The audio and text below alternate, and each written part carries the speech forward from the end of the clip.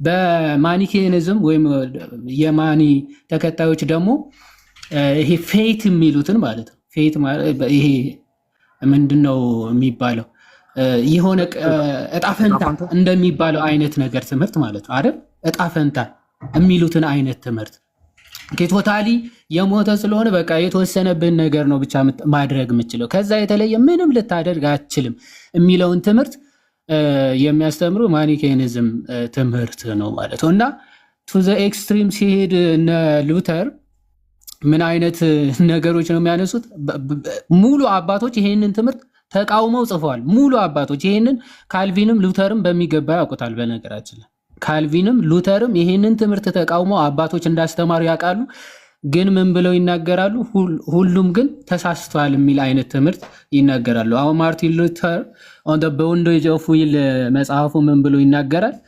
ስለዚህ ፍሪ ዊል አለው። ቢያንስ ሰው እንዲህ አዎ ወድቋል ሞቷል ቢባልም እንኳን ነገር ግን ቶታሊ እንደው እግዚአብሔር ሲጠራው መስማት የማይችል ማመን እስከማይችልበት ወይም ነፃ ፈቃዱ ቶታሊ ሞቶ ምንም ማድረግ የማይችልበት ደረጃ ላይ ወድቋል የሚል ግን በጭራሽ ትምህርት የላቸው።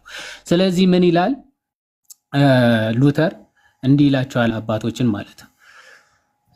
ፎር ዛት stands only in ensnaring the authority of the fathers ይላል። አባቶች ሁሉ የተናገሩትን ነገር የአባቶች አውቶሪቲ እንደተናገረው ይልና therefore it is to be accounted not ይላል። በቃ የነሱ ሁሉ ንግግራቸው ምናምን ዜሮ ነው። have been wrongly enacted as all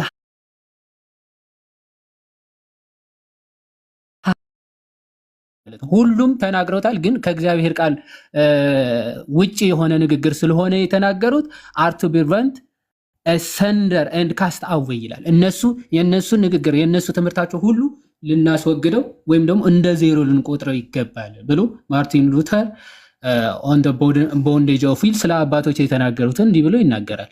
ካልቪንም በተመሳሳይ መንገድ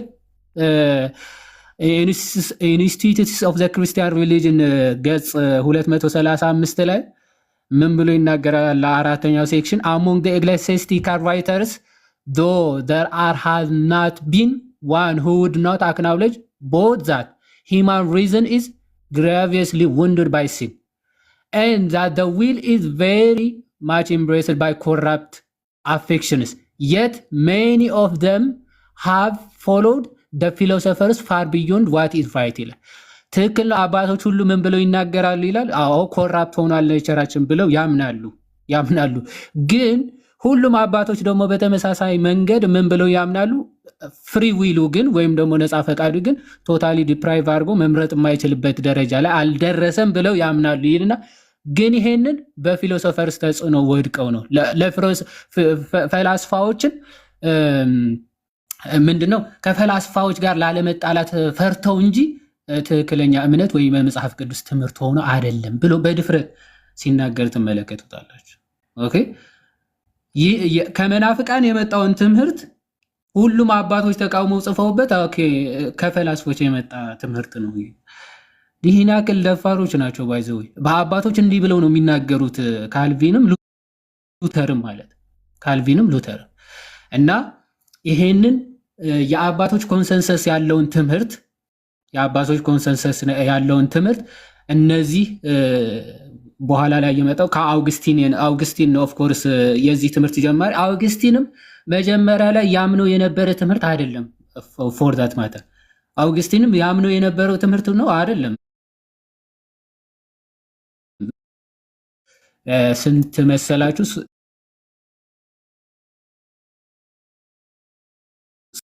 9 ላይ አውግስቲን በጣም የምትታወቀው ኮቴሽን አለው ስለ ፍሪ ዊል እና ግሬስ ኦፍ ጋድ ማለት ነው። የእግዚአብሔር ፈቃድና ፍሪ ዊል ሲናገር እንዲህ ብሎ ይናገራል። ገጽ 231 but God made you without you እግዚአብሔር ትክክል ነው ሲፈጥራችሁ ያለ እናንተ ነው የፈጠራችሁ። ያለ እናንተ ሲል ያለ እናንተ ፈቃድ ማለት ነው። እዛው ቀጥለው you did not after all give any consent to God making you ምክንያቱም እግዚአብሔር እናንተ እንዲፈጥራችሁ ፈቃድ አልሰጣችሁት ወይም ፈቃዳችሁ ፈቃድ ሰጥታችሁት አይደለም የፈጠራችሁ ይላል። how were you to consent if you did not yet exist ይላል። እንዴትስ እናንተ ካልነበራችሁ ወይም ኤግዚስት ካላረጋችሁስ እንዴት አድርጋችሁ ፈቃድ ሊኖራችሁ ይችላል ብሎ ይናገራል። ዘን ይቀጥልና so while he made you without you he doesn't justify you without you ይላል። ያለ እናንተ ቢፈጥራችሁም ያለ እናንተ ፈቃድ ግን አያድናችሁም። በቃ ዛቲስ የታወቀ የአውግስቲን ኮቴሽን ያለ እናንተ ፈቃድ ብትፈጠሩም ያለ እናንተ ፈቃድ ግን ጀስቲፋይ አትሆኑም፣ አትጸድቁም፣ አትድኑም ይላል። ምን ማለት ነው? so he made you without your knowing it he justifies you with your willing consent to it ይላል። ያለ እናንተ ፈቃድ ያለ እናንተ ዕውቀት ፈጥሯችኋል ኤግዚስት ስላላረጋችሁ፣ ነገር ግን ያለ እናንተ ፍላጎትና ያለ እናንተ ፈቃድ ግን ምን አይላችሁም ነው ጀስቲፋይ አያረጋችሁም። ይሄ የታወቀ ኮቴሽን። በኋላ ላይ የፔላጊየስ ኮንትሮቨርሲ ሲመጣ ግን አውቶማቲካሊ ትምህርቱ ሺፍት አድርጓል የአውግስቲን። ከዚህ አንጻር የሚታይ ነው።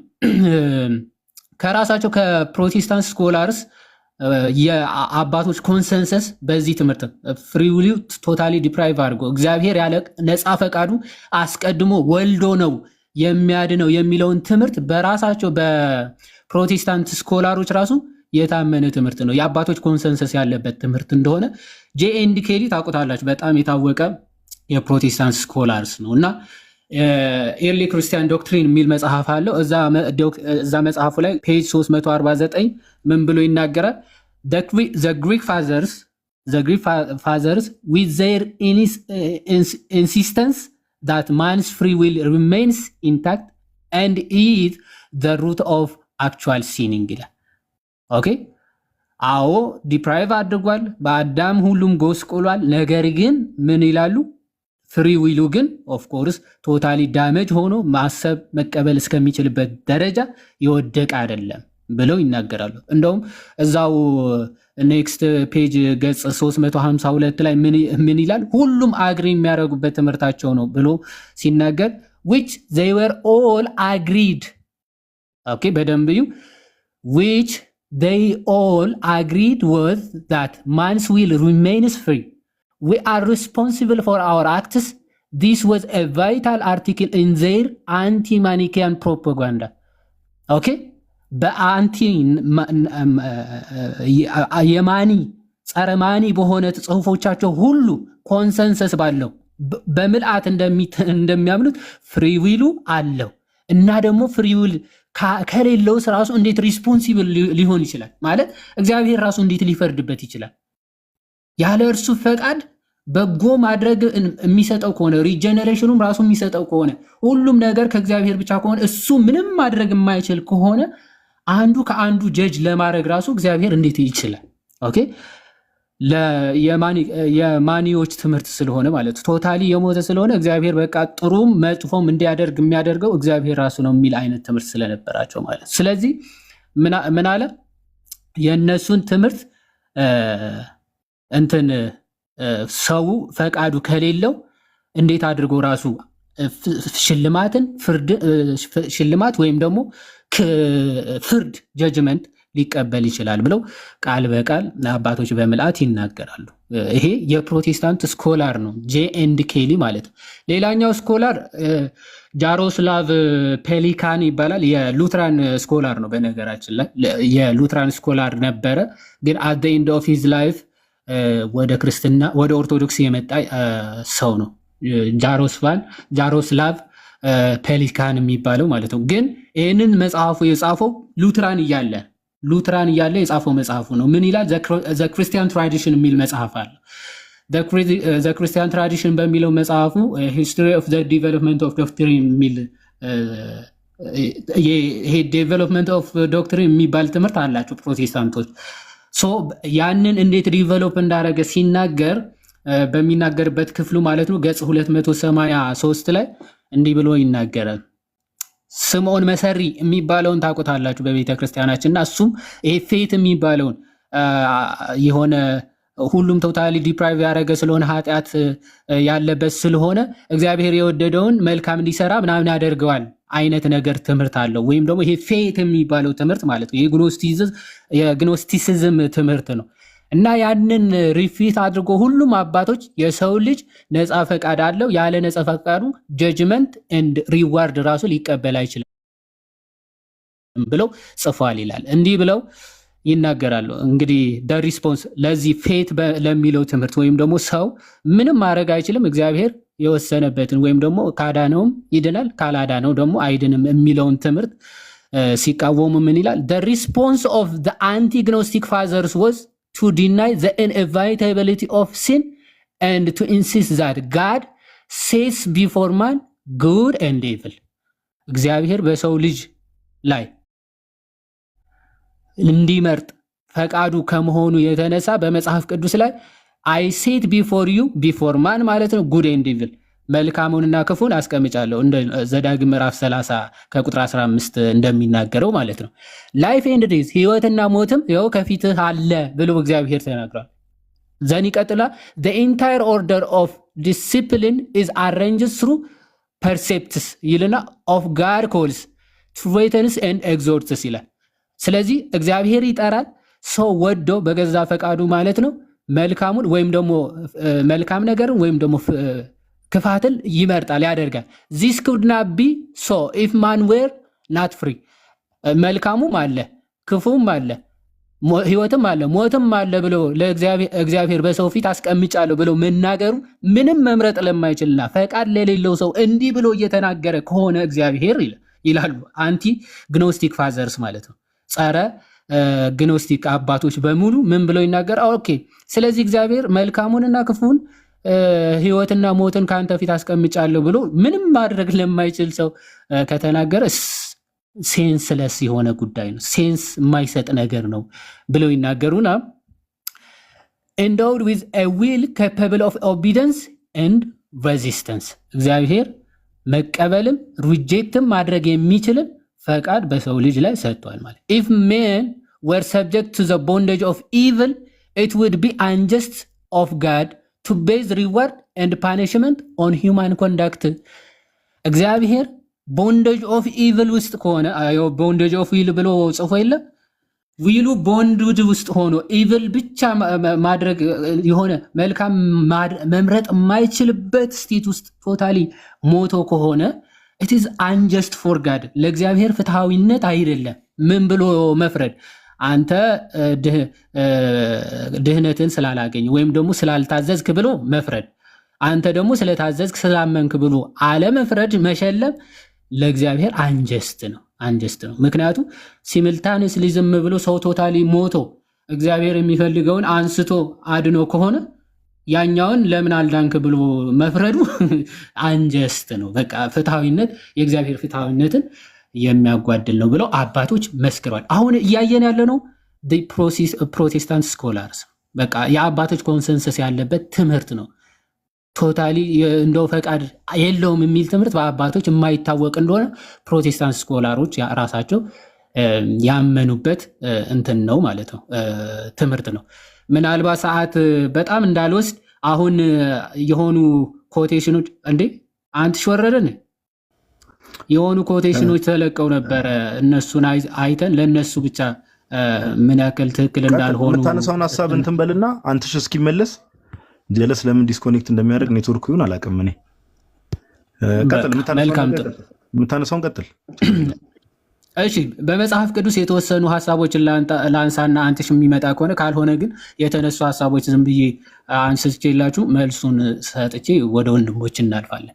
እንግዲህ እግዚአብሔር የምርን ሰዎችን ወይም ደግሞ ፍጥረቶችን ምንም መፍቀድ የማይችሉ ነፃ ፈቃዳቸው ምንም የሞተ መንቀሳቀስ የማይችል እንደው ክፋትን ብቻ ማድረግ የሚችል እግዚአብሔር ሲጠራውን መስማት የማይችል እግዚአብሔርን መቀበል የማይችልበት ደረጃ ላይ ደርሶ ከሆነ በሮሜ መልእክት ሐዋርያ ቅዱስ ጳውሎስ እንዲህ ብሎ ይናገራል።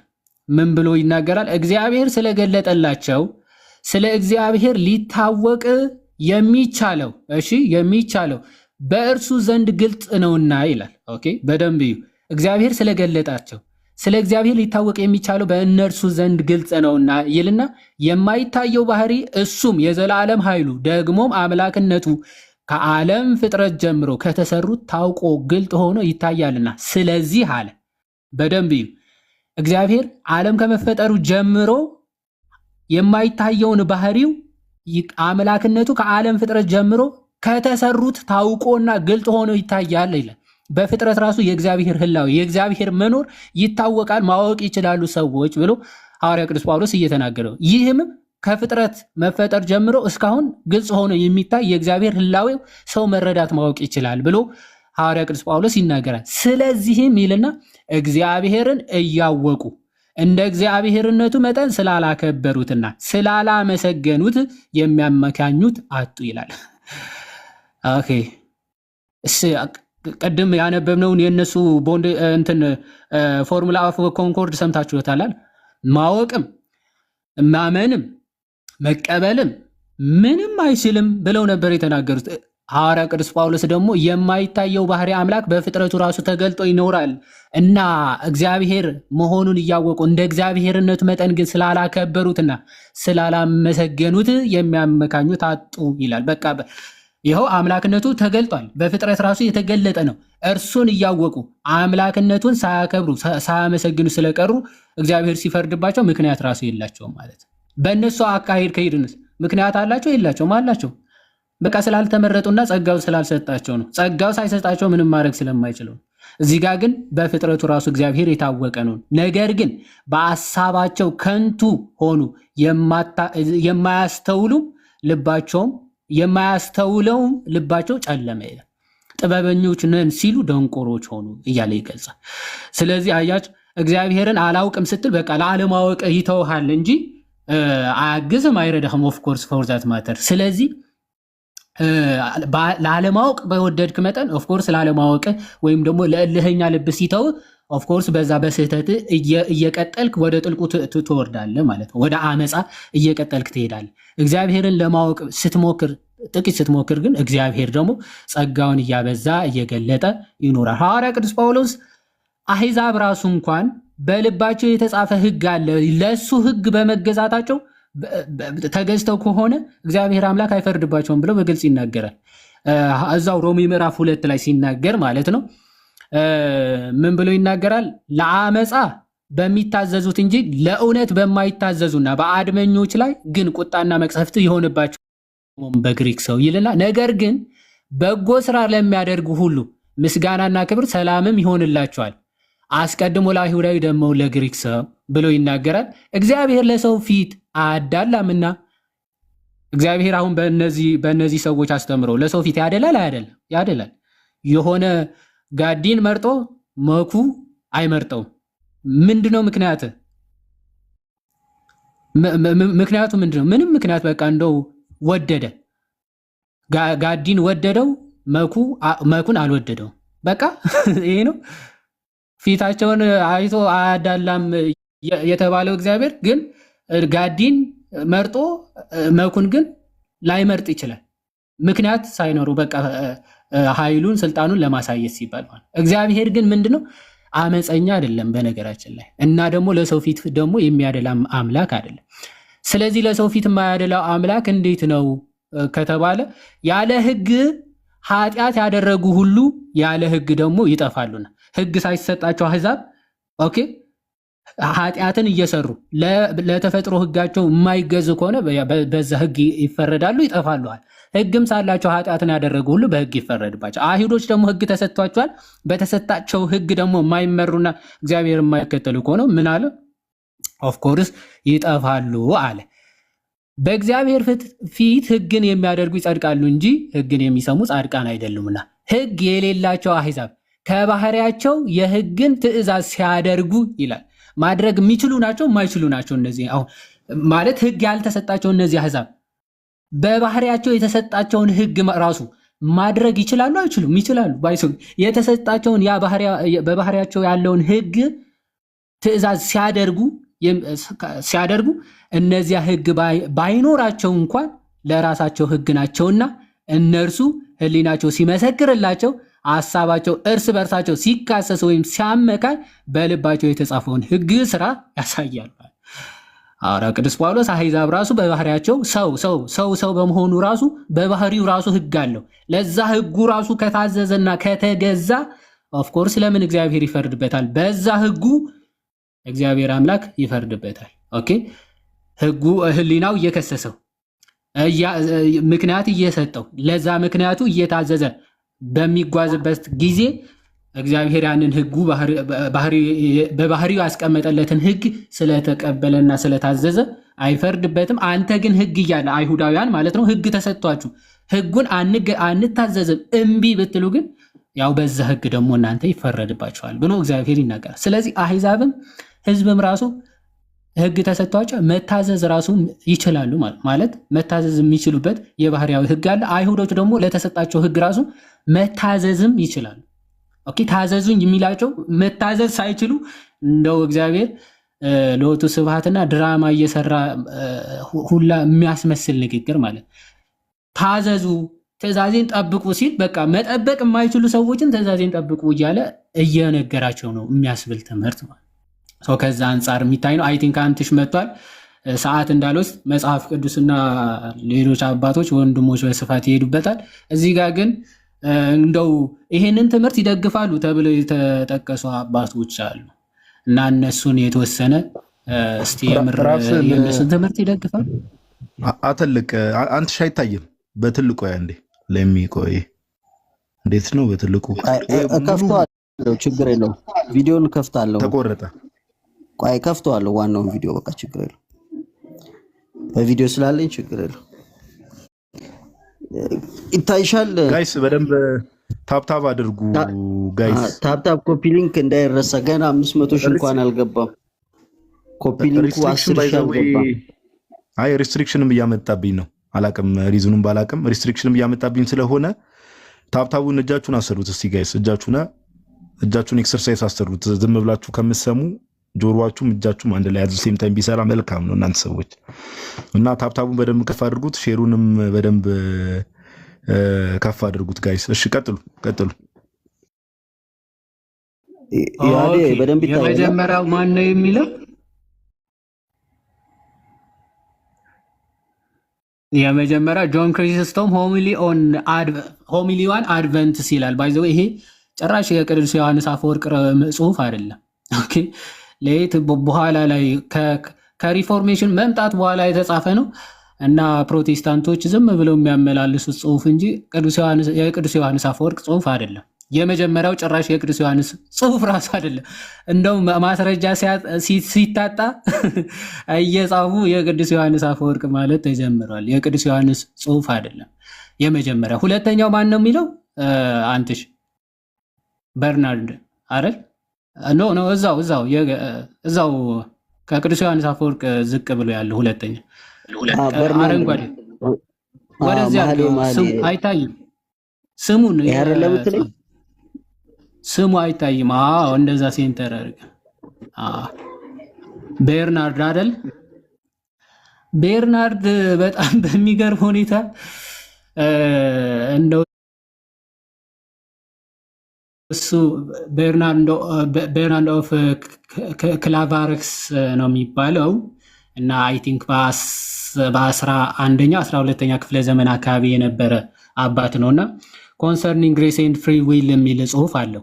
ሊትራሊ ኮንሰርኒንግ ግሬስ ኤንድ ፍሪ ዊል የሚል ጽሑፍ አለው እና እዛ ጽሑፉ ላይ ጭራሽ ሲነርጀቲክ የሆነ ትምህርት እንጂ ሰው ያለ ፍሪ ዊሉ አንድ የችን ላሳይና ኔክስት ፔጅ ታሳየናል። አንቺ ትልቁ ላይ አድርገኝ አንዴ የቤርናርድ ጽሑፍን ላሳያችሁ። ኮንሰርኒንግ ግሬስ ኤንድ ፍሪ ዊል የሚል ጽሑፍ አለው እና መጀመሪያ ሲጀምር ጽሑፉ ምን ብሎ መሰላችሁ የሚጀምረው? ቴክ አዌይ ፍሪ ዊል ኤንድ there remains nothing to be saved ይላል። ነፃ ፈቃድን ካወጣን የሚድን ማንም የለም ይላል። ቴክ አዌይ ግሬስ and there is no means whereby it can be saved። ግሬስም ወይም ደግሞ ጸጋንም ካወጣን ምንድነው ሰው የሚድንበት ምንም ምክንያት የለም ወይም ደግሞ መዳን አይችልም ማለት። ኦኬ ፍሪ ዊል አውጥተን ጸጋ ብቻ ነው ካልን የሚድን ሰው የለም እየተባለ አይ ፍሪ ዊል ሆኖ ጸጋ እናውጣ ከተባለ እንደ ፔላጌስ ደግሞ ምንድነው በቃ ምንድንበት ሚንስ ወይም ደግሞ ልንድን ራሱ አንችልም ማለት ሶ ፍሪ ዊል እና ግሬስ ነጣጥለህ ኦኬ ወይም ፍሪ ዊል ብቻ ወይም ደግሞ ግሬስ ብቻ ማለት በጭራሽ እንደማይችል ግን እንዴት ነው ታዲያ የሚዳነው ብሎ ሲናገር ይኸው this work of salvation cannot be wrought without two factors ይላል ድህነት ያለ ሁለት ምክንያቶች ሊፈጸም አይችልም ይልና the one that by which it is wrought ኦኬ አንድ ድህነቱ የሚሰራበት ማለት የሚሰራበት which is that one to be which is to wrought አለና and the other that for which or in which it is wrought ይላል አንድ የሚጽፈው ወይም ደግሞ ድህነትን የሚሰጠው አለ ከዛ ደግሞ የሚቀበለው አለ ስለዚህ ድህነት በሁለቱም ፋክተሮች ማተር ይደረጋል የሚቀበል አለ የሚሰጥ አለ ማለት God is the author of salvation እግዚአብሔር የመዳን ሰጪ ጀማሪ እሱ ነው the author of salvation God ነው አለ free will is merely receptive thereof ይላል free will ደግሞ የጸጋውን ወይም ደግሞ የተሰጠውን መዳን የምንቀበልበት ነው አለ ሪሴፕቲቭ ነው ፍሪ ዊላችን ደግሞ አሜን ብለን የምንቀበልበት ነው መቀበያችን ነው ማለት ሶ ናን ካን ግራንት ኢት ሴቭ ጋድ አለ መዳን ከእግዚአብሔር ውጪ ማንም ሊሰጥ አይችልም ሰጪው እግዚአብሔር ብቻ ነው nothing can receive it save the free will መዳኑን ደግሞ ካለ ነፃ ፈቃድ በስተቀር በምንም ልንቀበለው አንችልም who said so በርናርድ said so ማን ያለው በርናርድ ለአይ ያለ ነፃ ፈቃድ እንዲሁ ነው ያድናል ተብሎ የተጠቀሰው አባት ማለት ነው እንቀጥል እዚህ ጋር ያለችውን ላንብባ according free will is said to cooperate with the grace with work salvation ስለዚህ salvation with free will cooperate ሲያደርጉ salvation attain ይደረጋል ኦኬ ፍሪ ዊል ካለ ጸጋ እግዚአብሔር ካለ በጸጋ በነፃ ፈቃዳችን ተጠቅሞ እግዚአብሔር አምላክ ደግሞ መዳኑን ይሰራብናል እኛ ላይ ይሰራል ማለት ኦኬ የአውተር ኦፍ ዘ ሳልቬሽን ጋድ ነው ትክክል ነው መዳንን ሰጪ የመዳን ጀማሪ እግዚአብሔር ነው ትክክል ነው ግን እግዚአብሔር እንዲሰራብንና እንድንቀበለው የሚያደርገን ግን ነፃ ፈቃዳችን ነው በርናንድ እንዲህ ብሎ ይናገራል ኦኬ ዊዛውት ፍሪ ዊል የሚገኝ አቴን የሚደረግ ሳልቬሽን በጭራሽ ሊኖር አይችልም እሺ ዘ ኔክስት ፔጅ አንዴ አይ ነው በጣም ብዙ ሰዓት እየወሰድኩ እንደሆነ ይገባኛል ሁለት ፔጅ ነች እቺን ልናገርና እጨርሳለሁ እሺ አው ጆን ክሪስቶስተም ሆሚሊ ኦን ጄኔሲስ 7 ሆሚሊ 24 እና ከዛ ደግሞ የፊልጵስዩስ መልእክቱ ሴርሞን 8 ላይ ሁለት ነው የተጠቀሱት ባይ ዘ ወይ ጄኔሲስ 7 ምንድነው የሚለው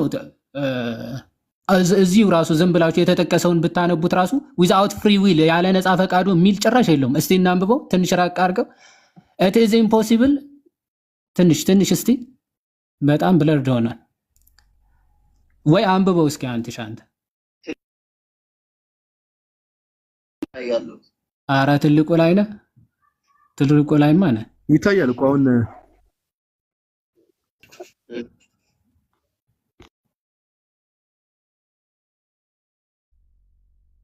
አቦም የሆነ ብጅ እንትን ነገር ስለሚል ብዬ ነው እሺ ምን ይላል መሰላችሁ it is impossible for us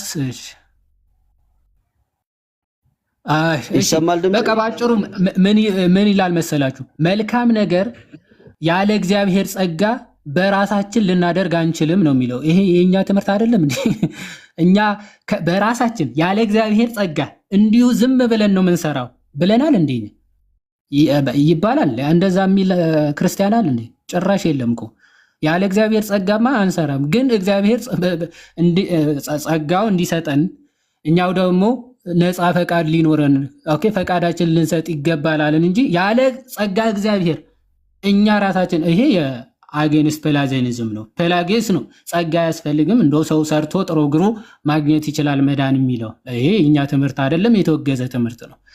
የጸጋ እግዚአብሔር በግድ በጣም ያስፈልጋል ብለን እናምናለን። ሁለተኛ የተጠቀሰው ግን ፊልጵስዩስ መልእክት ይሄ ምዕራፍ 2 ከቁጥር 13 ላይ ነው። ሲሰራ እግዚአብሔር የሚሰራውም የሚጀምረውም እሱ ራሱ ነው የሚለው ጥቅስ አንስተው ይኸው በቃ ኢኒሼት የሚያደርገውም እሱን ማለት God gives us both ምን ይላል the readiness and the efficacy to act ይላል። ኦኬ ለመጀመርም ለመስራትም እግዚአብሔር አምላክ ይሰጠናል ብሎ ሐዋርያ ቅዱስ ጳውሎስ የጠቀሰው ክፍል ነው ቅዱስ ዮሐንስ አፈወርቅ የሚጠቅሰው። ማለት ይሄ ክፍል የሐዋርያ ቅዱስ ጳውሎስ ጥቅስ ነው። ግን ቅዱስ ዮሐንስ አፈወርቅ እንዴት ነው የሚፈታው ነው? እንዴት ይፈታዋል? ኦኬ ሌትስ ሲ። ቅዱስ ዮሐንስ አፈወርቅ ያለ ነፃ ፈቃዳችን እንዲሁ እንድናለን እያለ ነው። ይኸው ትልቁ ላይ አድርገኝ። አሁን ይኸው ጆን ክሪስቶም ፊልጵስዩስ መልእክት ሆሚሊ 8 ወይም ደግሞ ምዕራፍ 2 ቁጥር 13 ላይ ያለው ማለት ነው። እዚህ ጋር ያለችውን ክፍል ነው ኮት አድርገው ያመጧት። for it is God that works in you both to will and to work እግዚአብሔር በእናንተ እንድትፈቅዱም እንድትሰሩ የሚያደርግ እሱ ራሱ ነው የሚለውን የሐዋርያ ቅዱስ ጳውሎስ ሲያብራራ ምን ብሎ ይናገራል? ቅዱስ ዮሐንስ አፈወርቅ ስለዚህ ራሱ እንድንፈቅድ ራሱን መልካም ነገር እንድንሰራ የሚያደርገን በውስጣችን ያለው እግዚአብሔር ከሆነ ስለዚህ ታዘዙ፣ ተገዙ ምናምን የሚለው ትእዛዞች ሁሉ እንተዋቸው ወይ ይላል ቅዱስ ዮሐንስ አፈወርቅ። ኦኬ አይደለም በጭራሽ አይደለም እያለ ይናገርና ሐሳቡ ባነበው በጣም ደስ ይለኝ ነበር፣ ግን ሰዓት እንዳይወስድብኝ እንደዛ እያለ ይናገርና እንደዛ ማለት አይደለም without our free will ያለ እኛ ፈቃድ ማለት ግን አይደለም ብሎ እዛው ነው ባይዘው የሚያፈርሰው። ያው እዚህ ጋር የሚታያቸው ከሆነ then when he calls these gifts he does not put us out of the pale of free will but according to us free will ይላል። እግዚአብሔር እነዚህ ሁሉ እንድንፈቅድም መልካም እንድናደርግም ሲያግዘን ሲረዳን ኦኬ የኛ ነፃ ፈቃድን ሳይጠቀም እንደው ያለኛ ነፃ ፈቃድ ማለት ነው no without okay he does not put us out of the veil of free will ከነፃ ፈቃድ ለእኛ አስወጥቶ በጭራሽ አይደለም but according to us free will በገዛ ፈቃዳችን ወይም ደግሞ ነፃ ፈቃዳችንን ተጠቅሞ እንጂ ያለኛ ነፃ ፈቃድ በጭራሽ አይደለም። by the way እንትን ቃል በቃል ቀድም እንዳልኳችሁ ማርቲን ሉተርም ጆን ካልቪንም ቃል በቃል ጆን ክሪስቶስም በቃ to the extreme ሄዶ የነፃ ፈቃድን አውቶሪቲ በደንብ የሚሰብክ ነው ብለው ቃል በቃል የሚተቹት ሁለቱም ማርቲን ሉተርም ጆን ካልቪንም ቅድም እንዳልኳችሁ the institutes of Christian religion በሚለው ጽሁፉ ቃል በቃል ክሪስቶስም says ይላል since God has placed good and evil things in our power he has given us freedom of choice ብሎ ይናገራል። ይሄ ግን ትክክል አይደለም ብሎ ነው የሚቃወሙ እና ጆን ክሪስቶስቶምን አትጥቀሱ ባካችሁ ዝም ብላችሁ ቢያንስ የተወሰኑ ጽሁፎችን ምናምን አንበባ ማለት ይሄ ፐርሰናል ለማድረግ አይደለም፣ ግን ቅዱስ ዮሐንስ አፈወርቅ የሚጠቀስ አይደለም። ለዚህ ትምህርት ተሳስታችሁ እንዳትጠቅሱ ማለት በራሳችሁ ስኮላሮች ራሱ ጆን ክሪስቶስቶም እንዲህ ብሎ አስተምረዋል ብለው ነው የሚተቹት። ማለት ነፃ ፈቃድን ያለ ነፃ ፈቃድ እግዚአብሔር አያድንም ብሎ ከሞገቱ አባቶች መካከል ቅዱስ ዮሐንስ አፈወርቅ ነውና እሱን ለመጥቀስ ስትሞክሩ በጣም ሼም ነው። በተለይ እታች ትንሽ ያነበበ ሰው ሊሰማችሁ ይችላል ብላችሁ ብታወሩ መልካም ነው ብዬ አስባለሁ። እግዚአብሔር ይስጥልኝ። ስላበዛው ደግሞ በጣም ይቅርታ። እግዚአብሔር ይስጥልኝ። ዮሐድዬ ቃሎት ያሰማልን ብሮ እስኪ በጣም ደስ የሚሉ በጣም ወሳኝ የሆኑ ያው አንዳንድ ሰዎች በእርግጥ ስቶሪያቸው ላይ ዝም ብለው እንደው የሚያስቀምጡትንም ነገር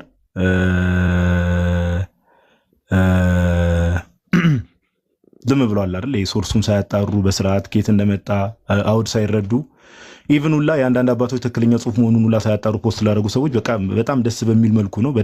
በጣም ደስ የሚል ሪፊቴሽን እግዚአብሔር በሚያውቀው ምንም አልበዛም ራሱ እግዚአብሔር በሚያውቀውና በጣም ደስ የሚል ሪስፖንስ ነው። ቃልዮት ያሰማልን ብሎ እስኪ መጽሐፍ ቅዱስ ላይ የሚያነሳቸው ሀሳቦች አሉ። እኔ የተወሰኑ ሀሳቦችም ቀጣይ ባነሳ ደስ ይለኛል። እዚሁ ምንድነው ይሄ የተባለው ነገር ስፔሻሊ ከነጻ ፍቃድ ጋር ወይ ደግሞ በቃ እግዚአብሔር ነው በቃ እግዚአብሔር ነው። የሰው ልጅ ሊትራሊ በቃ እንደ ሮቦት ነው የነዚህ ሰዎች ትምህርት እንደምታውቁት። ኦኬ ሊትራሊ እንደ ሮቦት ነው። ለምን ሰው እንዲያምንም የሚያደርገው ባይ ዲፎልት ሰው እንዲያምን ራሱ ከሰው የሚጠበቅ ነገር የለም ነው። ምንም ሰው እንዲያምንም የሚያደርገው የዋዴ ቅድም አንድ የተናገረው ነገር አለ። እግዚአብሔርን ምን ያደርገዋል ጋይስ? በደንብ አስተውሉ። ኦኬ ይሄ ነገር እግዚአብሔርን የሚያፋልስ ትምህርት ነው። እግዚአብሔርን ጀስት ጋድ ነው ልንለው አንችልም። አንጀስት ነው ባይ ዲፎልት። ኦኬ እግዚአብሔርን ፍትሃዊ አምላክ ነው ልንለው አንችልም። እንዴት ፍትሃዊ ሊሆን ይችላል? በቃ ይሄ እኮ ምንም ሳይንቲስት መሆን አይጠበቅም። እስቲ ታች ያላችሁ ሰዎች ራሳችሁን ጠይቁ። እግዚአብሔር አምላክ አሁን እኛ እዚህ ጋር ገስት ላይ የተቀመጥን ሰዎች ክርስቲያን ነን። ለምሳሌ ሙስሊሞች አሉ፣ ወር ያልዳኑ ብዙ ሰዎች አሉ ዓለም ላይ። እዚህ ጋር ገስት ላይ የተቀመጡ ሰዎችን እንድናምን እግዚአብሔር አድርጎን ራሱ እንድናምን አድርጎን ሌሎች ደግሞ የሆኑ ግሩፖችን ደግሞ እንዲሁ ዝም ብሎ በቃ ትቷቸዋል። ስለዚህ በምን እንዴት ነው እግዚአብሔርን ፍትሃዊ ልንለው የምንችለው ጋይስ? በምን ሎጂክ እግዚአብሔር ፍትሃዊ ሊባል ይችላል? አይችልም። ባይዘው አይችልም። ፍትሃዊ ባልሆነበት ደግሞ መልኩ ደግሞ መልሶ እግዚአብሔር እንዴ በልጁ ያላመነ አሁን ተፈርዶበታል ይላል። ስለዚህ ራሱ ሰዎች እንዲያምኑ እያደረገ መጽሐፍ ቅዱስ ላይ ደግሞ በልጁ ያላመነ ተፈርዶበታል ብሎ መልሶ ፋለሲ ነው የሚሆነው። ክብር ምስጋና ለስም አጠራሩ ይሁንና እግዚአብሔር አምላክን ድራማ የሚሰራ ነው የሚያስመስለው። ነገር ግን እስቲ እንደ እግዚአብሔር ፍቃድ መጽሐፍ ቅዱስ ላይ አንዳንድ ሐሳቦችን ለማንሳት እሞክራለሁ። እኔም እንደ እግዚአብሔር ፍቃድ እናንተ ሰዎች እሺ ሌሚ ትራይቱ ምናምን ነገር እስቲ ይታያል ብዬ አስባለሁ። እስቲ በትልቁ አድርገኛ እንዴ አንተ ራስህ ከፍ አድርግ ጋዲ። እኔ ቤት ነው ለካስ። እሺ እንደው ያው እኛ ከምንቀበላቸው መጽሐፍት በእርግጥ እኛ ብቻ ሳንሆን የጥንት የቤተክርስቲያን አባቶች በሙሉ ኦኬ ኦልሞስት ሁሉም በሚባል ደረጃ ከሚቀበሉት መጽሐፍት ውስጥ አንዱ ምንድነው? መጽሐፈ ሲራክ ነው እንደምታውቁት። ኦኬ ይሰማናል ድምጽ አንተ?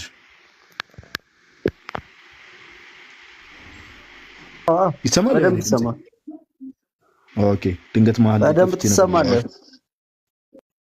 ኦኬ ምን ይላል መሰላችሁ? በጣም ጥሩ መጽሐፈ ሲራክ ላይ ኦኬ ወይ ደግሞ ዘ ዊዝደም ኦፍ ሲራክ ላይ መጽሐፈ ሲራክ ምዕራፍ 15 ቁጥር 16 ላይ አንድ ቃል አለ። አሁን ያው የነዚህ ሰዎች ትምህርት ምንድነው? ቀደም የተነጋገርነው ነገር አለ። በቃ ሰው ምንም ማድረግ አይችልም። በቃ ይሄ ሞቷል ሲባል ሊትራሊ ሞቷል። በቃ ምንም ነገር ማድረግ አይችልም።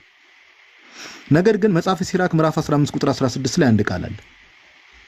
እንደዚህ ይላል ኦኬ ሂ ማን ነው? እግዚአብሔር አምላክ ማለት ነው። ሂ ሃዝ ሴት ፋየር ኤንድ ዋተር ቢፎር ዩ እሳትና ውሃን በፊትህ አስቀምጦልሃል። ስትሬች ፎርዝ ዩር ሃንድ ቱ ዌዘር ዩ ዊል ይላል። አያችሁ እሳትና ውሃን በፊትህ አስቀምጦልሃል፣ እጅህን ወደ ፈለከው ስደድ። ቱ ዌዘር ዩ ዊል ነው የሚለው። አያችሁ ዩ ዊል እሳትና ውሃ በፊትህ ተቀምጦልሃል፣ እጅህን ወደ ፈለከው ስደድ። አሁን እንጠይቃቸው ይህንን ትምህርት የሚያምኑ ሰዎች ሰው ከወደቀ በኋላ ወይ ደግሞ ውድቀት ውስጥ ስላለ ምንም ነገር ማድረግ አይችልም። ምንም ነገር በተለይ ከእግዚአብሔር ጋር የሚገናኝ ነገር አሁን እሳትና ውሃ ሲባል እንደው አክቹአሊ የሚንተከተክ የሆነ እሳትና ወይ ደግሞ ውሃ እንደ ሃይላንድ የምንጠጣው ማለት አይደለም። ህይወትና ሞት ማለት ነው። እሳትና ውሃ በፊት ተቀምጦላል ማለት ህይወትና ሞት ማለት ነው። እጅን ወደ ፈለከው ስደድ ይላል እግዚአብሔር አምላክ። ዊልም ይላል። አያችሁ የሰው ምንድነው ፈቃድ አለ፣ ከሰው የሚጠበቅ ነገር አለ። በእነዚህ ሰዎች ትምህርት መሰረት ግን ምንድነው ሰው ወደ ውሃም ወደ እሳትም እጁ መስደድ አይችልም። እግዚአብሔር ራሱ መጥቶ አንዱን ሰው እጁን ወደ ውሃ እንዲሰድ ያደርገዋል፣ ወይ ደግሞ ወደ ህይወት ማለት ነው። አንዱን ሰው ደግሞ ወደ እሳት እንዲሰድ ያደርገዋል። which is atrocious። እግዚአብሔር አምላክን እኛ የምናውቀው ይሄ ዮሐዴ ቅድም እንዳሳያችሁ እግዚአብሔር ለሰዎች ፊት አያዳለም የተባለው አምላክን ያንን ቃል ውሸት የሚያደርግ ኦኬ። ነገር ግን ይሄው ቱ ዌዘር ዩ ዊል በቃ ወደ ፈቀድከው ስደድ እጅህን ተብሏል። ስለዚህ ሰው ከሰው የሚጠበቅ ነገር አለ፣ ከሰው ኤክስፔክት የሚደረግ ነገር አለ። ኦኬ ከሰው ኤክስፔክት የሚደረግ ነገር አለ። እሺ ቀጣይ ጌታችን ኢየሱስ አንዳንድ ጥቅሶችን አነሳለሁ። ወደ ብሉይ ኪዳንም ተመልሼ አንዳንድ ጥቅሶችን አነሳለሁ። ጌታችን ኢየሱስ ክርስቶስ አንዴ ይቅርታ ጋይስ፣ ማቴዎስ ወንጌል ላይ ይሄ ጥቅስ በጣም በቃ ይሄ እንደዚህ አይነት ሐሳብ ለሚያነሱ ሰዎች ልባቸውን ከፍቶ ለሚሰሙ ሰዎች ራሱ በጣም መሰረታዊ ነገር ስለሆነ ማቴዎስ ወንጌል ምዕራፍ 23 ላይ አንዴ ይቅርታ እሺ እንዲህ የሚል ቃል አለ። በደንብ አስተውሉ። ጌታችን ኢየሱስ ነው እየተናገረ ያለው። ክብር ምስጋና ለስም አጠራሩ ይሁንና ኢየሩሳሌም ኢየሩሳሌም ሆይ፣ በደንብ አስተውሉ፣ ነቢያትን የምትገድል ወደ እርሷ የተላኩትንም የምትወግር። ጌታችን ነው እየተናገረ ያለው። ዶሮ ጫጩቶቿን ከክንፎቿ በታች እንደምትሰበስብ፣ ኦኬ፣ ዶሮ ጫጩቶቿን እንደምትሰበስብ ከክንፎቿ በታች ልጆችሽን እሰበስብ ዘንድ ስንት ጊዜ ወደድኩ። ተናጋሪው ማን ነው? ጌታችን ኢየሱስ። ዶሮ ጫጩቶቿን ከክንፎቿ በታች እንደምትሰበስብ ልጆችሽን እሰበስብ ዘንድ ስንት ጊዜ ወደድኩ። እግዚአብሔር ምንድነው? መሰብሰብ ይወዳል። እግዚአብሔር ሰዎችን ማዳን ይወዳል። ሁሉንም አልወደዳችሁምም። በዚህ ንግግር ውስጥ ምን እንረዳለን ጋይስ? እግዚአብሔር ሊሰበስባቸው ኦር ሊያድናቸው ፈልጓል፣ ሊያድናቸው ወደዋል። እነሱ ግን ምንድነው? አልወደዱም። ያልወደዱት ከምን የተነሳ ነው? እነሱ ስላልፈቀዱ ነው። ባይዘው ስላልፈለጉ ነው፣ ስላልወደዱ ነው። ቢወዱስ ኖሮ ይቀበሉት ነበራ። አያችሁ፣ እነሱ ናቸው ያልወደዱት። ያልወደዱት እነማን ናቸው? ይሄው ጌታ እንደተናገረው አልወደዳችሁምም፣ አልወደዳችሁም እያላቸው። ቢወዱስ ይቀበሉት ነበረ።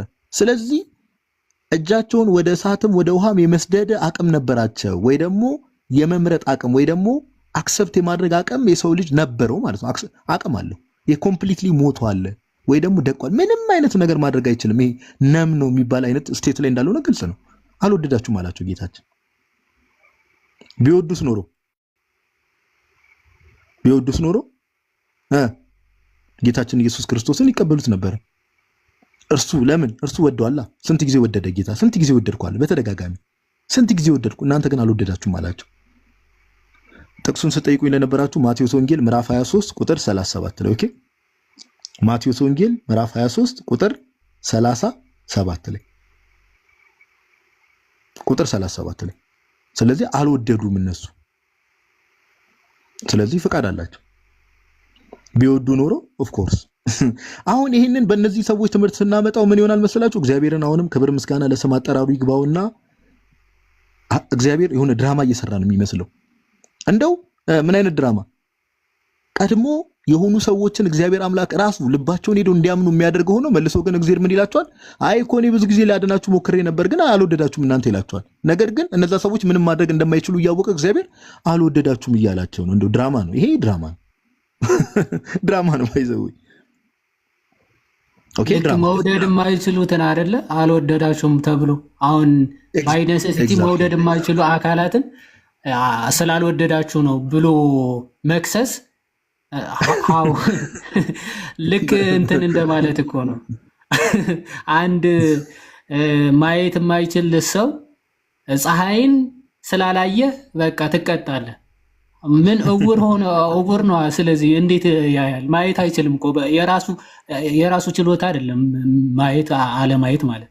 እነዚህ ሰዎችም መውደድ የማይችሉ ሆነው ስላልወደዳችሁ ብሎ እየተቆጣቸው ከሆነ ሃው ጀስቲስ ፍትሃዊነት ራሱ ፍትሃዊ እንዴት ራሱ ሊባል ይችላል?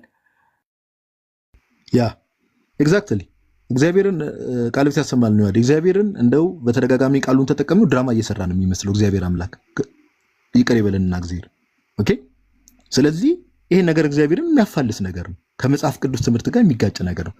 ከዛ ባለፈ አሁን ይሄ ከጌታችን ጋር ጌታችን ኢየሱስ ራእይ 22 ላይ አንድ ጥቅስ ላሳያችሁ።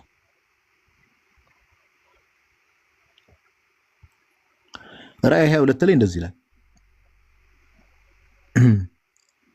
መንፈሱና ሙሽራይቱም ና ይላሉ፣ የሚሰማም ና ይበል፣ የተጠማም ይምጣ፣ የወደደም የሕይወት ውሃን እንዲሁ ይውሰድ ይላል። አያችሁ ምን ያለ? የወደደ ዊል ያደረገ ማለት ነው። የወደደ ኦኬ፣ የወደደም የሕይወትን ውሃ እንዲያው ይውሰድ። እንግሊዝኛውን ሄዳችሁ ብትመለከቱት ምንድነው? ዊል ነው። እነዚህ ሰዎች ግን ምንድነው መውደድም አይችሉም። ኦር የሆነ ወደ ኮሜንት ላይ ያለው ኦኬ፣ ምንም እንትን የላቸውም። በቃ they cannot do anything። እግዚአብሔር ነው በቃ መጥቶም ልባቸው ላይ እምነት የሚጨምረው ምንም የሚለው ምንድነው? እግዚአብሔር ነው። ስለዚህ they cannot do anything።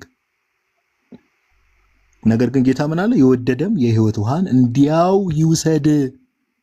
ዊል የሚያደርግ ማለት የወደደ የሚለው ባይዘው እንግሊዘኛውን ሄዳችሁ ብትመለከቱ ዊል who wills ነው የሚለው። ኦኬ ኦቨርኦል እግዚአብሔር አምላክ መጽሐፍ ቅዱሳችን ላይ ምንድነው ፍላጎቱ የሚለው ነገር በጣም መሰረታዊ ነገር ነው። ይሄ በጣም ብዙ ጊዜ ተናግረናል ጋይስ። እግዚአብሔር አምላክ ምንድነው ፍላጎቱ? እንደው አሁን እነዚህ ሰዎች እንደሚስሉት እነዚህ አካላት እንደሚስሉት እግዚአብሔር አምላክ እንደው የሆኑ ግሩፕን ሄደው እምነታቸው የሆነ እምነት ልባቸው ውስጥ ጣል እያደረገ ከዛ የሆኑ ሰዎችን ደግሞ እንደዛ ነው እግዚአብሔር አምላክ የምር አይደለም። ኦኬ መጽሐፍ ቅዱሳችን በግልጽ ስለዚህ በግልጽ ይናገራል። እግዚአብሔር አምላክ በግልጽ አንድ ሁለት ጥቅሶችን ሰጣቸዋለሁ። ኦኬ አንደኛ ጢሞቴዎስ ምዕራፍ 2 ላይ ሁሌም እንደምንናገረው አንደኛ ጢሞቴዎስ ምዕራፍ 2 ከቁጥር 1 ጀምሮ እንግዲህ እግዚአብሔርን በመምሰልና በጭምትነት ሁሉ ጸጥና ዝግ ብለን እንድንኖር ልመናና ጸሎት፣ ምልጃ፣ ምስጋናም ስለ ሰዎች ሁሉ ስለ ነገስታትና ስለ መኳንንትም ሁሉ እንዲደረጉ ከሁሉ በፊት እመክራለሁ አለ ጳውሎስ። እሺ ሰዎች ሁሉ ሊድኑና እውነትን ወደ ማወቅ ሊደርሱ በሚወድ በእግዚአብሔር በመድኃኒታችን ፊት ምን በሚወድ ማን ሁሉ ሰዎች ሁሉ ሊድኑና እውነትን ወደ ማወቅ ሊደርሱ በሚወድ በማን በእግዚአብሔር በመድኃኒታችን ፊት መልካምና ደስ የሚያሰኝ ነው። እግዚአብሔር ሰዎች ሁሉ እንዲድኑ ይፈልጋል። አዎ ይፈልጋል። ሰዎች ሁሉ እውነትን ወደ ማወቅ እንዲደርሱ ይፈልጋል። አዎ ይፈልጋል። ኦኬ እነዚህ ሰዎች ግን ይመጡና የእነዚህን ሰዎች ቴዎሎጂ ትምህርት ስንመለከት እግዚአብሔር ሰዎች ሁሉ እንዲድኑ ይፈልጋል። አዎ ይፈልጋል። ነገር ግን ሰዎች ሁሉ እንዲድን የሚፈልገው እግዚአብሔር የሆኑ ሰዎችን ደግሞ ይሄድና እነሱ እንዲድኑ እምነት ልባቸው ላይ ይጨምራል፣ ሌሎቹን ይተዋቸዋል። ኦኬ ፋላሲ ተመልከቱ። እግዚአብሔር ሰዎች ሁሉ እንዲድኑ ይፈልጋል። ፕሪሚስ ዋን አዎ እውነት ነው፣ ፋክት ነው። ከዛስ እግዚአብሔር ደግሞ የሆኑ ግሩፖች ላይ ሄዶ በልባቸው እምነት ይጨምራል። እነሱ ምንም ማመንም ስለሚችሉ ምንም ኮኦፕሬት ማድረግ ስለማይችሉ እምነት ይጨምራል። ሰዎች ሁሉ እንዲድኑ እግዚአብሔር ይፈልጋል። መልሶ ደግሞ ሰዎች የሆኑ ግሩፖችን እግዚአብሔር ሄዶ እምነት በልባቸው ይጨምራል። የሆኑ ግሩፖች እንዲድኑ እግዚአብሔር ይመርጣል። አይጋጭም ጋይስ? እስቲ ኮሜንት ላይ ይጋጫል አይጋጭም? ክላሽ ያደርጋል። ይባይዘው በሚገርም መልኩ ነው ክላሽ የሚያደርገው። ጳውሎስ ግን እንዳይመቻመች አድርጎ ነው ሰዎች በሌላ መልኩ እንዳይረዱት እግዚአብሔር ሰዎች ሁሉ እንዲድኑ የሚፈልግ አምላክ ነው። ኦኬ አምላክ ነው። ለዛ ነው አንደኛ ጢሞቴዎስ ምዕራፍ 2 ቁጥር 3 ነው ያዙት። ለዛ ነው ባይዘው ቅዱስ ዮሐንስ ወንጌላዊ ዮሐንስ ወንጌል ምዕራፍ 3 ላይ ለዛ ነው እንዲህ ብሎ የተናገረው። ኦኬ እንዲህ ብሎ የተናገረው ለዛ ነው። ዮሐንስ ወንጌል ምዕራፍ 3 ቁጥር 16 ላይ እኛ የምናመልከው አምላክ የምንገዛለት ጌታም ይሄ ጌታ ነው። በእርሱ የሚያምን ሁሉ በእርሱ የተባለው ማን ነው? በኢየሱስ ክርስቶስ የዘላለም ሕይወት እንዲኖረው እንጂ እንዳይጠፋ እግዚአብሔር አንድያ ልጁን እስኪሰጥ ድረስ ዓለሙን እንዲሁ ወዷልና።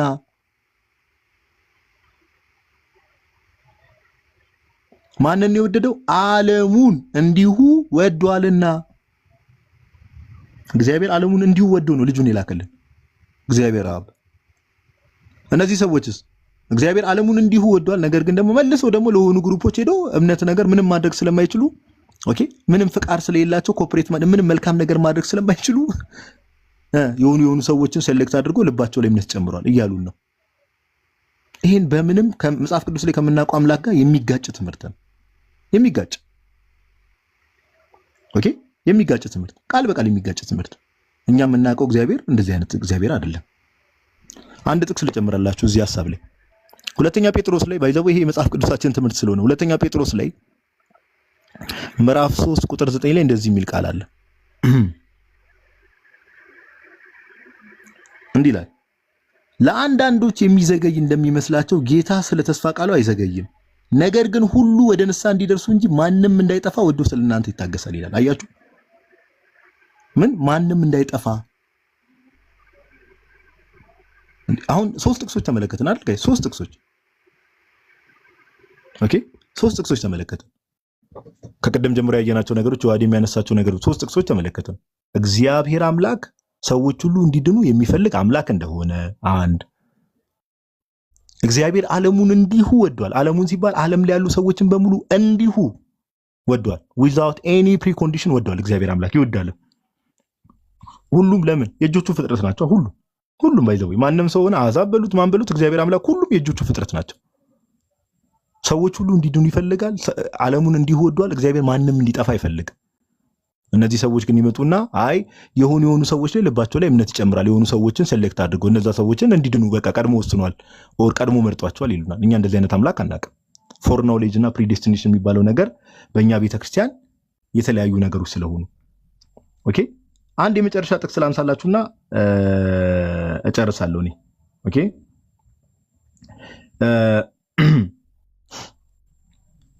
ጌታችን ኢየሱስ አንዴ ይቅርታ፣ የሉቃስ ወንጌል ላይ ጥቅሱን ያዙት። ሉቃስ ወንጌል ላይ ኦኬ፣ ካሜራውን አጥፍቻለሁ። አንዴ ላብራላችሁና አንድ ጥቅስ ላሳያችሁ። አሁን ይሄንን ምን አይነት ፋላሲ ጌታ ላይ እንደሚያመጣ ኦኬ። የሉቃስ ወንጌል ምዕራፍ 19 ላይ ተመልከቱ ጋይስ። አሁን ቅድም እንዳነሳውላችሁ ማቴዎስ 23 ላይ እንዳለው ኢየሩሳሌም ኢየሩሳሌም ሆይ ዶሮ ጫጩቶቿ እንደምትሰብስብ እናንተ ልሰብስብ መጣሁ ወደድኩ አልወደዳችሁም እንዳለው እዚህ ጋር ጌታችን ኢየሱስ ክርስቶስ ምን የሉቃስ ወንጌል ምዕራፍ 19 ላይ ከቁጥር 41 ጀምሮ አንድ ቃል አለ ኦኬ። ወደ ኢየሩሳሌም ሲቀርብ ማለት ሲቀርብም አስተውሉ ጋይስ፣ ሲቀርብም ከተማይቱን አይቶ አለቀሰላት። የኛ ጌታ ከተማይቱን አይቶ ምን አለላት? አለቀሰላት። እንዲህ ያለ ለሰላምሽ የሚሆነውን በዚህ ቀን አንቺስ እንኳን ብታውቂ፣ አሁን ግን ከዓይንሽ ተሰውሯል። ወራት ይመጣብሻልና ጠላቶችም ቅጥር ይቀጥሩብሻል፣ ይከቡሻል፣ በየበኩሉም ያስጨንቁሻል እያለ ይቀጥላል። ምን ለሰላምሽ የሚሆነውን በዚህ ቀን አንቺስ እንኳን ብታውቂ። ለሰላምሽ የሚሆነውን ማለት መጎብኘቷን የሉቃስ ወንጌል ምዕራፍ 1 ላይ ያለውን የመጎብኘቷን ዘመን ስላላወቀች ነው። አምላክ በስጋ ተገልጦ የመጎብኘቷን ዘመን ስላላወቀች ለከተማይቱ አለቀሰላት ይላል። ጋይስ ይሄ ነገር አሁን ድራማ አይሆንም ወይ? ክብር ምስጋና ለጌታችን፣ ክብር ምስጋና ለእርሱ ይሁንና ድራማ አይሆንም። ለምን? እግዚአብሔር አምላክ ቀድሞ የሆኑ ግሩፖችን ልባቸው ላይ እምነት ጨምሮ የሆኑ ግሩፖች እንዲድኑ ቀድሞ ኦኬ የሆኑ ሰርቲን ግሩፖችን ቀድሞ ወስኖ ከሆነ እንዴ ለማይድኑት አካላት ለምንድን ነው የሚያለቅሰው? እንዴ ይሄን ራሳችሁን ጠይቁት። ለማይድኑ አካላት ለምንድን ነው የሚያለቅሰው ጌታ? ለምን እንዴ ለሚድኑ ሰዎች እምነትን በልባቸው የጨመረው እርሱ ሆኖ እንዴ ለማይድኑት ለምን ያለቅሳል? ለምን ያለቅሳል? ድራማ እኮ ነው። ይቅር ይበልና ድራማ ነው የሚሆነው። ለሆኑ ግሩፖች ልባቸው ላይ እንዲያምኑ አድርጓቸው ከዛ የማይድኑ ሰዎችን ደግሞ ያለቅስላቸዋል ማለት ይሄ ድራማ ነው። ጌታን ድራማ ማሰራት ይባላል።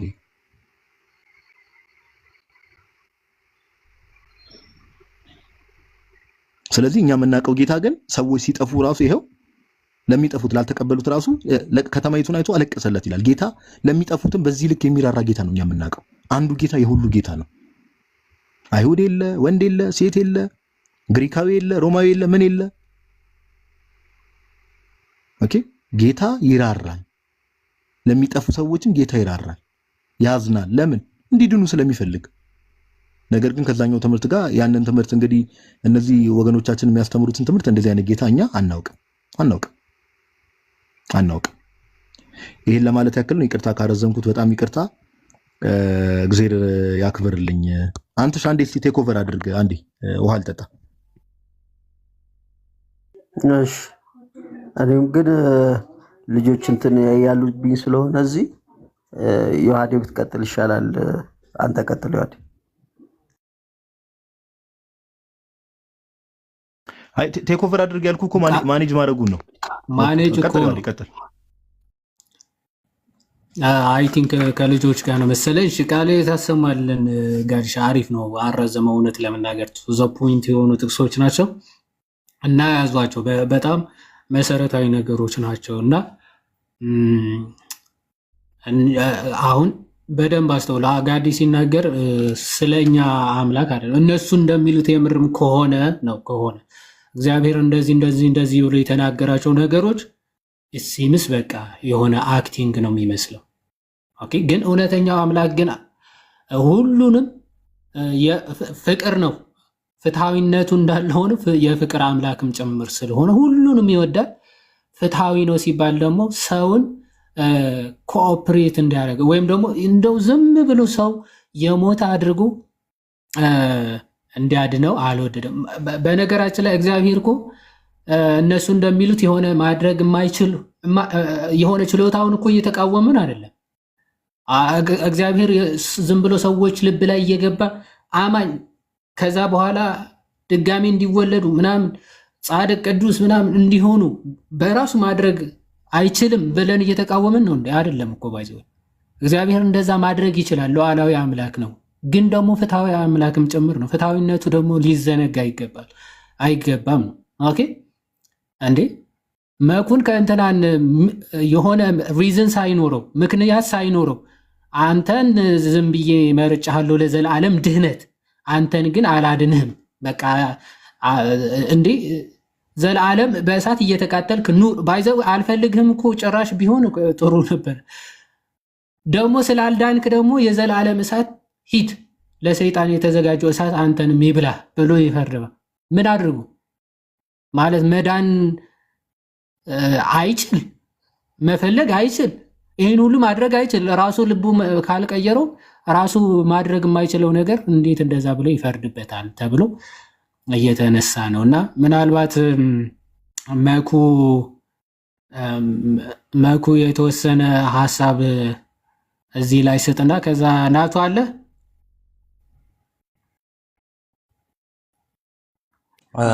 አለው። እንዴት ናችሁ? ቃሎት ያሰማልን። እንዴት አመሻችሁ? ሁላችሁም ሰላም ብያለሁ። እግዚአብሔር መስገን እንኳን ደህና መጣ። እሺ መኩ ቀጥል። ናቱ ሰላም ብያለሁ። መኩዲም እንኳን ደህና መጣ። ይቅርታ መኩዬ መሀል ላይ ገባው። ጋይስ እስቲ ታብታቧን እንደምንም ቃሎት ያሰማልን። ኔትወርክ የተበላሸ ታብታቡን ከፍ እናድርገው ጋይስ፣ ታብታቡን ከፍ እናድርገው በደንብ ታብታቡን ከፍ እናድርገው። መኩ ሲያስተምርም ልባችሁን በደንብ ከፍታችሁ ስሙ። ታብታቧን ግን ከፍ እናድርጋት ጋይስ። ስፒነ ዋይል ዛሬ ከተወሰነ ጊዜ በኋላ ስለሆነ ላይቭ የገባ ነው። ከዚህም በኋላ እንግዲህ ላይቭ የመግባቱን ሴሽን በደንብ እንቀጥልበት። እንደዛ እናድርግ። ሪስትሪክሽንም እያመጣ ስለሆነ ነው። ቀጥል መኩዚ። መልካም ቃሎት ያሰማልን። ጋዲ ዋድም ብዙ ነጥብ ተነስቷል። እንግዲህ ማለት ያልተነሳ ያው የተወሰነ እንትን ለማንሳት ብቻ ነው። እሱ ምንድነው ከዚህም በፊት እንግዲህ ታውቋላችሁ ፕሮቴስታንቶች በምንድን ነው አንድ ነን የሚሉት? በእምነት መግለጫቸው አንድ ነን ብሎ ያስቀመጡት እንደ ዶግማቸው አሁን አሳያችኋለሁ። እንደ ዶግማቸው ያስቀመጡት አንድ ነን የሚሉት በአምስቱ ነው። እሱም አምስቱ ሶላዎች ተብሎ የተጠሩት ማለት ነው። ከዛ ውስጥ ደግሞ አንደኛው ምንድነው ጸጋ ብቻ የሚለው እዛ ትሪል አንድ ናችሁ ማለት በፕሮቴስታንት ውስጥ እነዚህ አንድ ያደርጋቸዋል። ስለዚህ ይህንን መልእክትን ለካውንስሉ አድርሱልን ማለት የሚሰሙት ፕሮቴስታንቶችም ሆነ ክርስቲያኖች ሼር አድርጉላቸውና አድርሱልን። አንዴ ላንብብላችሁ በእምነት መግለጫቸው ያስቀመጡትን ማለት ነው አንድ ነን ብሎ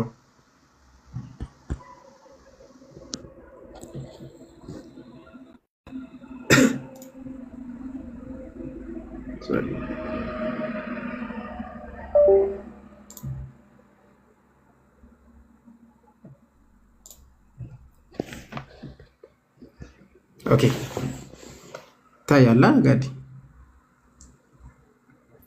ይታያል። እሺ መልካም።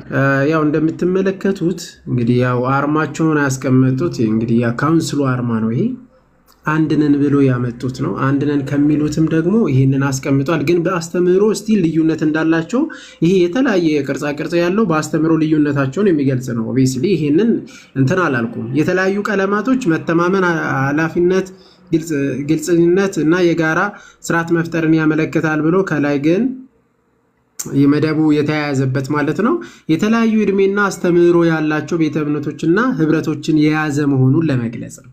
ኦብቪየስሊ ይታወቃል ማለት ነው ያው የተለያየ አስተምህሮ እንዳላቸው።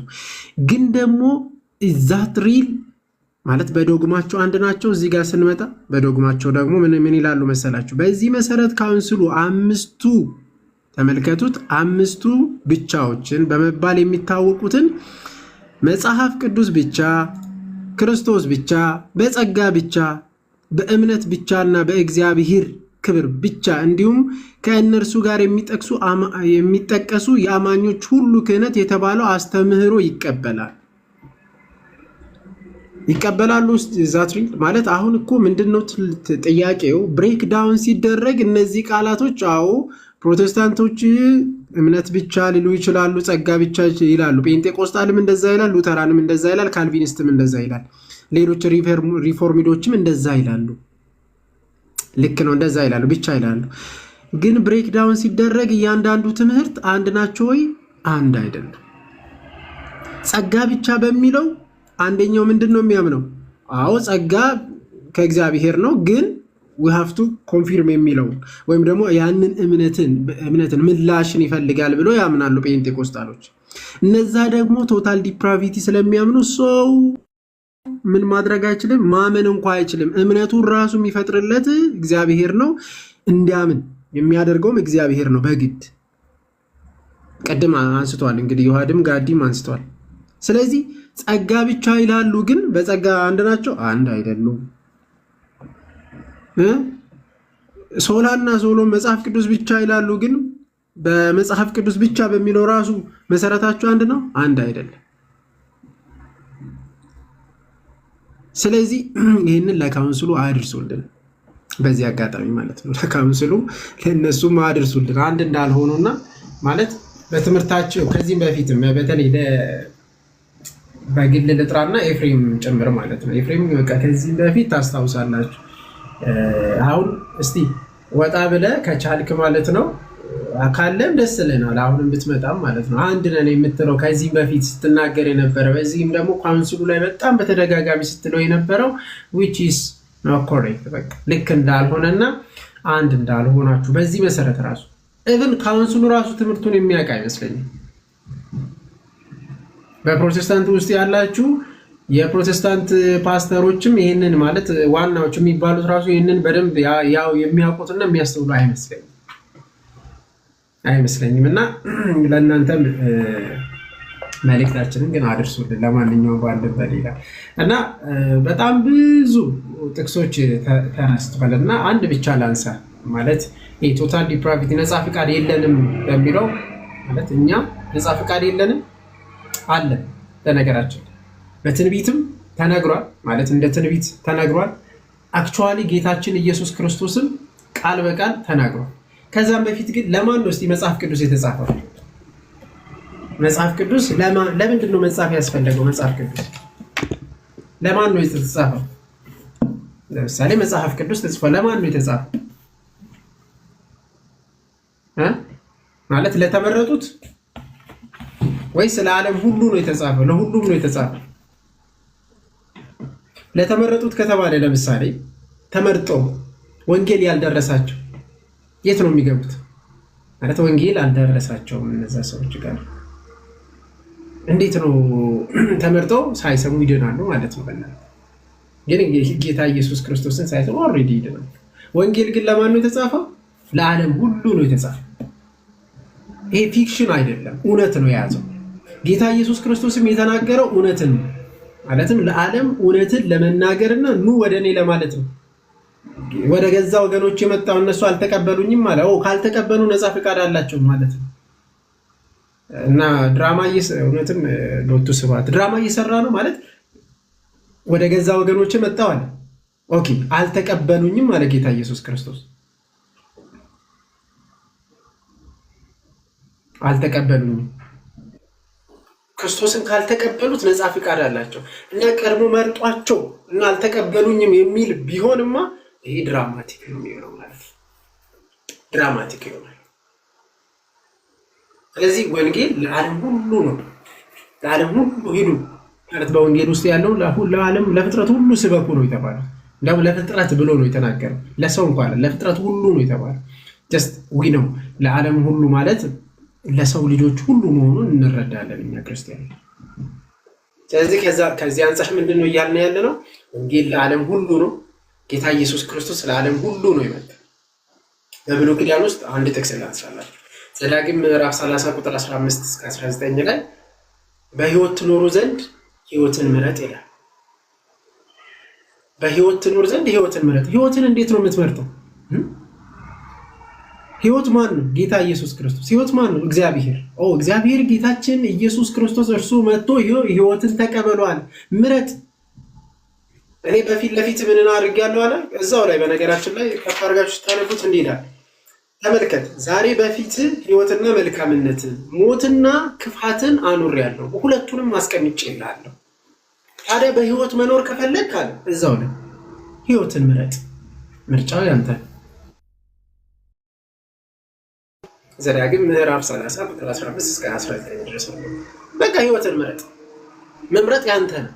መቀበል ያንተ ነው። ጌታችን ነፃ ፈቃድህን ነፍጎ አንተን በቃ ማለት እንዳታምንም እንድታምንም አድርጎ በግድ ፎርስ የሚያደርግበት ነገር የለም። ኑ ልጆቼ ነው። የጠፋ ልጅም ሲመለስ እንደዛ የጠፋ ልጅ አባቱን እምቢ ብሎ ወጣ። እምቢ ብሎ ሲወጣም አባቱ ገፍቶታ ማለት ምን አለ አባቱ? ልጅ ሆይና ነው ያለው፣ ተመለስ ነው ያለው። ግን እምቢ አለ፣ በቃ ወጣ ሄደ። ከዛ በኋላ ልጁ ግን አባቴ ይቀበለኝ ይሆን ብሎ ተመለሰ። ሲመለስ አባቱን ተቀበለ። ጌታ ኢየሱስ ክርስቶስ ወደ ጠፉ በጎችም መጣ።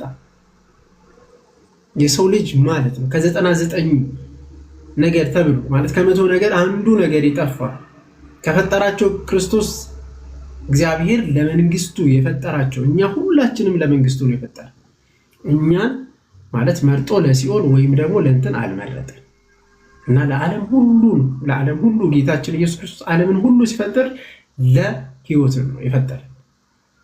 ለህይወት እንድናገኝ ሁሉም ህይወት ያገኙ ዘንድ ነው እንጂ የሆነ ሰንበዲን ለሲኦል ለሰንበዲን ደግሞ ለገነት ብሎ መርጦ አለኝ እንደዚህ የሚል በመጽሐፍ ቅዱስ ላይ የለም። ለምን መሰላል? ክርስቶስ የሞተ ለማን ነው? ለዓለም። ክርስቶስ የመጣው ለዓለም ዓለም እንዲድን የዓለምን ሁሉ ኃጢአት ለማስተስረይ ነው ክርስቶስ የመጣው። ሁሉንም አምኖ ለመጣ ሰው ሁሉ ጌታ ኢየሱስ ክርስቶስ ያድናል። አይ አልፈልግም አልቀበልም ያለ ማለት መሄድ ይችላል ማለት ነው። አንድ ጥቅስ ላይ ላንብብላችሁ። ራዕይ ምዕራፍ 3 ቁጥር 20 ላይ እንዲህ ይላል ጌታ ኢየሱስ ክርስቶስ ስለ ጌታችን በራዕይ እንግዲህ ዮሐንስ ጽፍ እንዲህ ይላል ጌታ ኢየሱስ ክርስቶስ ቃል በቃል የተናገረን ይሄን ነው። በደጅ ቆሜ አንኳኳለሁ፣ በደጅ ቆሜ አንኳኳለሁ። ማንም ድምፄን ቢሰማ መስማት ከኛ ነው። ማንም ድምፄን ቢሰማ ደጁንም ቢከፍትልኝ፣ ደጁን መክፈት የማን ነው? ቢከፍትልኝ አለ። እኔ ከፍታለሁ ነው ጌታ ኢየሱስ ክርስቶስ ነው። ደጁንም ቢከፍትልኝ ወደ እርሱ እገባለሁ። በቃ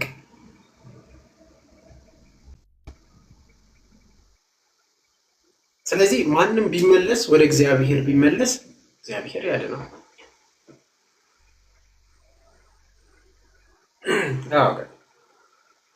ድምፁን ቢሰማ እግዚአብሔር ሰዎች ድምፁን የክርስቶስን ድምፅ ቢሰሙ ይቀበላል። ቢሰማ ወደ ህይወት ይመለሳል፣ ይድናል። መምረጥም አለመምረጥም ይችላል ማለት ነው።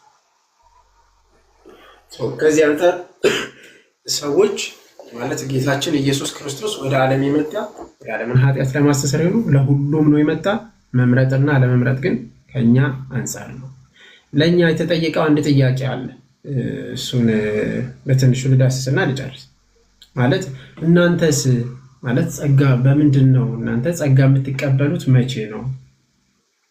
ከጥምቀት በፊት ጸጋ ተቀብላችኋል ወይ አይነት ጥያቄ ድናችኋል ወይ የሚለው እኛ ሁሉ ጊዜ እንደምንናገረው ይታወቃል። የኛ ትምህርት እኛ ጸጋው ማለት በጸጋው ነው አይደል? ሌላ ነው። ክርስቲያኖች ይሄን እናምናለን። በእምነት አሜን ብለን ተቀብለን በጸጋው እንድናለን። በጸጋው ግን የጸጋው መቀበያ ምንድን ነው ከተባለ ምንድን ነው? የጸጋው መቀበያ ጥምቀት ነው። አንድ ሰው ሪጀነሬት ሳያደርግ መዳን አይችልም። ይሄ ቤተክርስቲያን አባቶችን በየትኛው ብትሄዱ ሪጀነሬት ለማድረግ አዲስ ለመወለድ በጥምቀት ያስቀመጡትም የትኛውንም አባትን አስቀምጡ እዩት። የቅዱስ ዮሐንስ አፈወርቅንም ኦሪገንንም ራሱ ብታነሱት እያንዳንዱ አባት የሚቀበሉት ዳግም ሪጀነሬት ለማድረግ በምንድን ነው? በጥምቀት ነው። ጥምቀት ምንድን ነው? በጥምቀት ነው። ጥምቀት ምንድን ነው? እኛ በእምነት በጸጋው ማለት እኛ አምነን በጸጋው ይነናል። ጸጋው የምንቀበልበት ደግሞ ይሄው ህይወት የምናገኝበት በጥምቀት ያመነ የተጠመቀ ይድናል፣ ያላመነ ግን ይፈረድበታል የተባለው ለዚህ ነው። እግዚአብሔር ያክብርልን። መኩዚ እናመሰግናለን። እግዚአብሔር ያክብርልን፣ ቃሎት ያሰማልን። ብሮስኪ ጥሩ ማብራሪያ ነበር። እናመሰግናለን ፓፓ፣ እግዚአብሔር ያክብርልን። እሺ ጋይስ፣ ያው አሁን ዛሬ ያው 5 ሶሎዎች ብለን ገባን እንጂ ያው በዋናነት ፎከስ ያደረግነው ያው ጸጋ ብቻ የሚለው ትምህርት ላይ ነበረ። ከቅድም ጀምሮ ሀሳብ ሲሰጥ የነበረው ምን አልከኝ አንተ?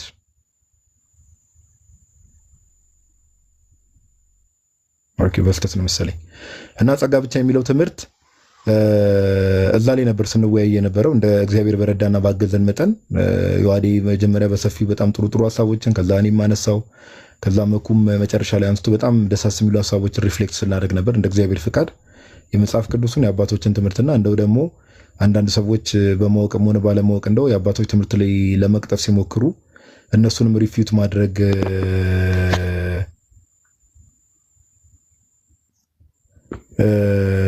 ግድ ስለነበረ በዛ መልኩ ነገሮችን አዲስ አድርገናል። ያው ከ2 ሰዓት ጀምሮ ኦልሞስት ላይቭ ነበር እንደምታውቁት። ሜቢ እዚህ ጥያቄ ላይ ወይ ደግሞ ይህንን እምነት ያለው ሰው ካለ ወይ ደግሞ ስፔሻሊ የሉትራኖችን የሪፎርምዱን ሳይድ ይህን እምነት ያለው ሰው ካለ ሰው ምንም ከሱ የሚጠበቅ ነገር የለም። ላይክ በቃ ሙት ነው፣ ላይክ ሊትራሊ ሮቦት ነው እና እግዚአብሔር ነው በቃ ባይ ዲፎልት እንዲያምንም የሚያደርገው እግዚአብሔር ነው አይነት እምነት ያላችሁ ሰዎች ወይ ደግሞ ሰው ነፃ ፍቃድ ይሄ በተለይ ወደ ህይወት ለመምጣት ነፃ ፍቃድም የለውም ያን ኬፓብል አይደለም ከእግዚአብሔር ጋርም ኮኦፐሬት ማድረግ አይችልም ብላችሁ የምታምኑ ሰዎች ካላችሁ ገዝት መላክ ትችላላችሁ። ካልሆነ ያው ነገም በዓል ስለሆነ ዛሬም ሰው በዓል ላይ ስለዋለ መዝሙራችንን ሰምተን እኛ ላይቭን የምንጨርስ ይሆናል።